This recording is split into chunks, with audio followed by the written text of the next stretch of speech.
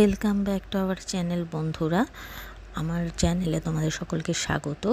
কাল সকালবেলা অশ্বিনী কুমারের ব্রতের পুজো হয়েছিল, আর রাতের বেলায় সেই পুজো করা চালটাকে আমি রান্না করে নিয়েছিলাম। এবার ব্রতের নিয়ম অনুযায়ী সেই রান্না করা চাল ঠান্ডা করে তার মধ্যে জল দিয়ে রাখতে হয়, আর বরের কলা দিতে হয় 1 জোড়া, আর ফুল এবং দুর্ব দিতে হয় 5টা। তারপরে কলা পাতা দিয়ে ভালো করে ভাতের মুখটা বন্ধ করে দিতে হয়। এটাই আর অশ্বিনী কুমারের পুজোর নিয়ম। আমাদের পূর্বপুরুষ সূত্রে পুজোটা করে আসা হচ্ছে, এভাবে করে আসা হচ্ছে। এটাকে বলা হয় যে আমাদের যে দেব চিকিৎসক আছে তাদের পুজো। আর তারপর দিন সকালবেলা উঠে স্নান করে প্রথমে যে ঘটটা বসানো হয়েছিল সেটাকে প্রথমে ঘটটা ভেঙে নিতে হয়।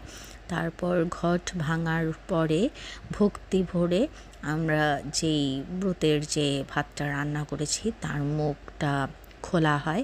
তার মুখ খুলে প্রথমে যে কলা পাতায় যে ব্রতী তার জন্য কিছুটা অংশ খাবার, অল্প পরিমাণ কিছুটা অংশ প্রসাদের তুলে নেওয়া হয়, যেটা সে গ্রহণ করে তার উপোস ভাঙে।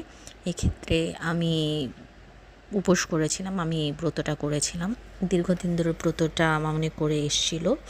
মামনির একটু শারীরিক অসুস্থতা এবং তার ওষুধ খেতে হয় বলে এবছর পুজোটা আমি করছি।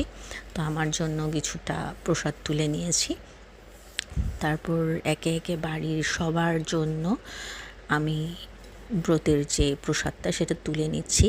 এই পুজোর অন্যতম টেস্টি একটা খাবার হলো নারকোল নাড়ু, যেটা ব্রতের ভাতের সাথে খেতে হয় কলা দিয়ে। আমার হাজব্যান্ড ফ্যামিলি মেম্বারসদের সবার বাড়িতে ব্রতের যে ভাতটা, যে প্রসাদটা, সেটা দেওয়ার জন্য আমার মেয়েকে নিয়ে বেরিয়ে পড়েছে। তো এবার কিভাবে ব্রতের প্রসাদটা নিতে হয় আমাদেরকে দেখিয়ে দিচ্ছি। একটু নারকেলের যে নাড়ু, যে পুর, সেটা দিয়ে ভাতটা আর কলাটা দিয়ে ভাতটার উপর রেখে একসাথে মিক্স করে এই প্রসাদটা নিতে হয়। আর এটার ক্ষেত্রে বলা হয় আশ্বিনের রাধে ভাত।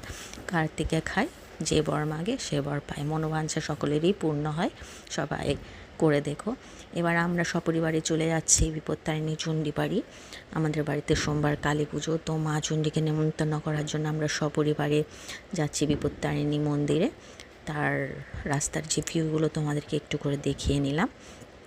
তো আমরা পৌঁছে গেছি এখন বিপত্তারিণী চণ্ডীবাড়িতে। চণ্ডীবাড়িকে খুব সুন্দর করে সাজানো হয়েছিল কালী পুজোর জন্য। এই